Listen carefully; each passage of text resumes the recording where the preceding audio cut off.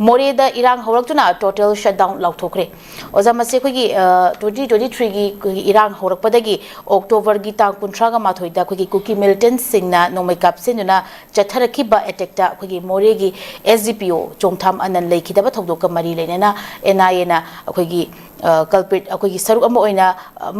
phakre phakibasida khogi Cookie rupi singna khogi National Highway 102 Imphal to More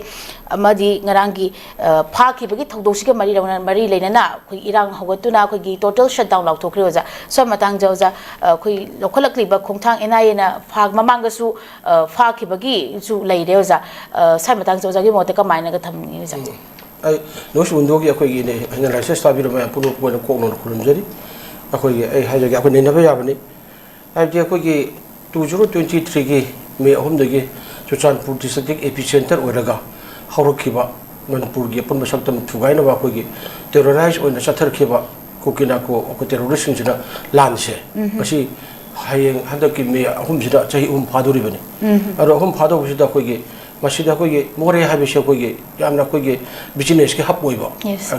ko border gi khoi gi trade ki ona choba mafam am oiri bani mafam am oibe si bayam pun bakki dalo itiki kadigi re ba tondori bani ko ado mafam masida khoi gi batam adu da khoi gi duty ta na je 20 khoi gi kano magi do kano da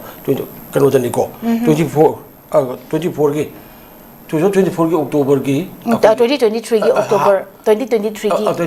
gi October gi khoi gi kano da ne ba kuntra ga mathoi ta thoi de ne ko kuntra ga khoi gi more da khoi gi duty ta da leja ba khoi gi SDPO subdivision police officer khoi gi amna khoi gi matho ba sakhang ba khoi gi songtham anan akau yam matho ba sakhang ba police officer ne khoi mayam sing tha dari adu sindhana bhai bisi mak tokthor pa thabak kai loan order meyang gi puchi ko lanthung nga pade as a police officer mo na lawu thodang du adu sindhana bane adu mana adu gi nutu da mana khoi gi more gi sunrise ground da adu da khoi playground do semkot pe gi thabak tawu ju da khoi gi moi police sing da khoi gi jingchen na chatlingi matam da akhoi gi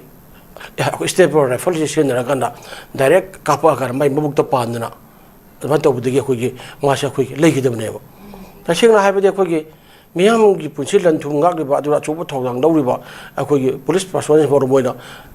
target tawdra hade heavy ri khoi an khangi na ado hat pa juda yam nungai ta ba ambadi hat pa du mari le na khogi ot khok kan ot khok thang paitie elias ot thang na paitie ko ba khogi mori 1 number 7 degi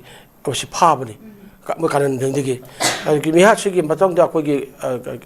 NIA ko National Investigation Mamana Tijan Lakpudi Yalamasu, me Machu, our Pare, Pabagi Matung man on the party, Pabreo.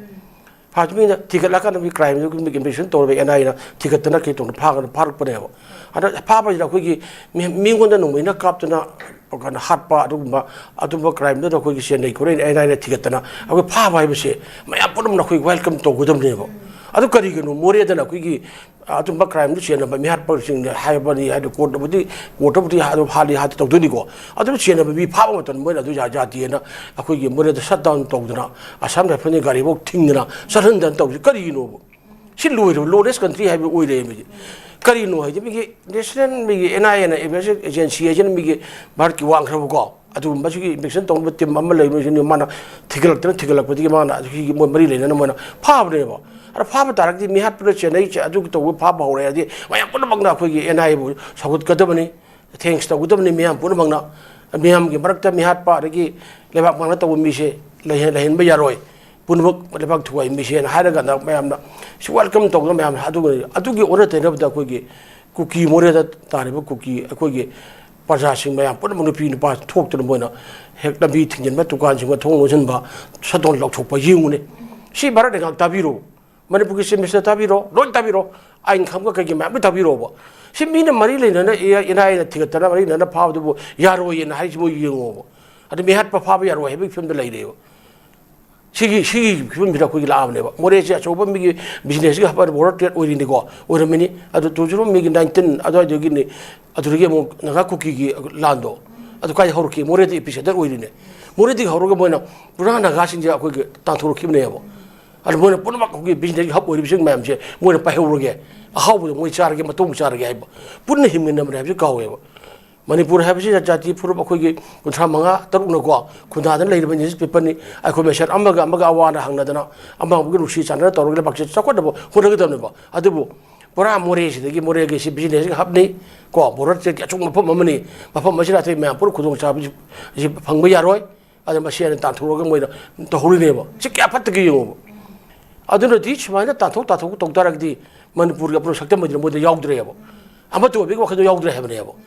ma adu matung chage adu mabaru hun to ke matung ji mogi oye haibnebo aduna masi akogi yamna sumdabani ya adu masi gi sumdabani haibisi gi akogi plus point ma laise bharat langa khangbirobo mi hapda chene haidana adu gi tawduna akogi thigatara pharabdo adu phab yaro ban taful abneba adu ri jingwa bharat ki sandari ba koi ain mayam singse mai kai khumdari bra yingbiro Manipur ki simisa khangbiro atakoi khangbiro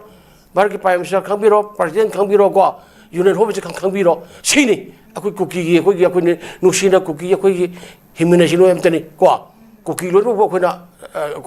illegal immigrant ni hybrid ko akoi gi lo na bar ki Manipur indigenous oi mayam do ado akoi pun nusina himina ji haibne ba ado na tana koi serpek immigration tangani form of union to semgani kuki sigi le lam oi thamgani adugi talai na manu thugai na phone pone ba adan bhar daga jingbiro kadana lali kara sumi haido mi ina ina mi atu wat thijin na toruga me phar ba bihar pa ke chena ba phadana kot tai togduri de ko adu to yaro e saton to yengo ba adu ni manu thugai bi kana no ai bi shinga dum ta apan ba adan manu ki minister khambiro ko ki oi ba ko MLA sing ko leibir ba ko ha intelligence sing leibir ba loi mak akoi khambiro adan ko di ini kamoti amana Manipur thugai na ba thugai na phone ba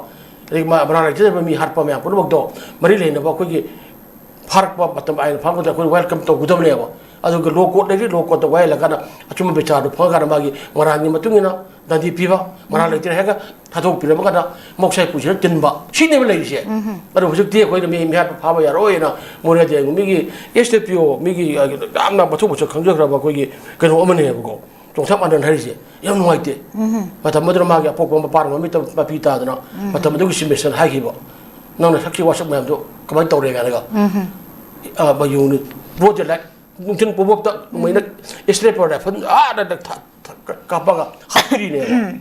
아주 영어 뭐지 아들 모래들이 바이디 브루스 레베야로 아또 브루야로 아버지야로 다 돌이네 봐 이제 실로네 아들 이제 고멘쇼 거기 우리 film 거기나 kano penbi jere bara haitare Manipur ki baja miyam na ngawriba mariba ki maram tam ngawro leiba ko adege sim manung tam hingmangam jiba mihatina hadiba yum kai mai tharuk to se leiba ma ha pro de fuji ona adege to ona leiba ba pun bakse ngasi boro boro langang na sahi ahum pharak paso do lochin ben hom ngam de adar ma di Narendra Modi prime minister yengmu ngai bar penbi rabra ade ko ye mari ge Union Home Minister ko ye amisha penbi rabra Defense Minister Rajan Penbira Bra, Defense to Gambra Bamdo, a she will take you. As a senior one of what is it? As an airliner, Togriba, Pagaliba share, Yam Tagani, as a way machine, one be welcome to say, Tagali, as a Sumba, we have a Pavia, the Hina, but the City go, Yamra Sumda, Marlinga, Kambiro, at the Kambiro, Kanga, a Sumba, Tabak Tobu. Manipur akogi oireba Manipur mutat na bonde ba mang uri musi je wase kanano habyo khangge habisima ai thamjege aja